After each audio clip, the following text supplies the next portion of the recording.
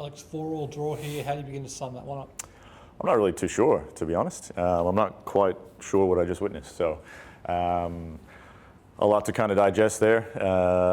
Obviously, extremely disappointed to have the lead and have pretty much the game wrapped up twice, probably even 3 times, and concede some real sloppy goals. And obviously puts us out of the finals for this year, which is extremely disappointing considering how we started the year and the football we were playing to where we are now. Does the 9 minutes almost encapsulate the way your season's gone as a whole? You've played some really good football over the course of the season, and it's been right there with the best teams, but just not consistent for enough of the season.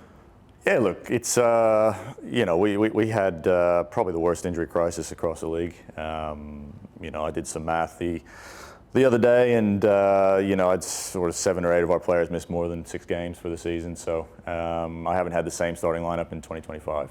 So makes it real tough to kind of form any consistency, especially towards the back end of the season. But in saying that, we were in enough games and we were leading enough games to easily have enough points to be in the finals, which is where I think this team probably deserved to be if we're talking about talent and football wise. But yeah, we struggled to close out games, and we saw it again tonight. And yeah, you're probably right. It's probably a good indication of the way the season went.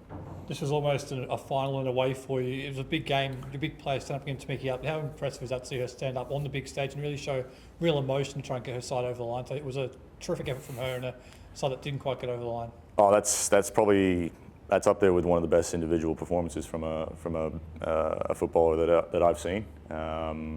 Certainly since I've started coaching. So, it's just a shame that we couldn't get it over the line for her. She was trying to will the entire squad, the entire stadium sort of over the line, but it just wasn't meant to be. Again, it's sort of indicative of what we've been struggling with, and it doesn't really come down to anything else other than just individuals taking a bit of responsibility, and there was individual mistakes across the board, which led to a couple of goals, and yeah, it's really, really disappointing. Really hurts.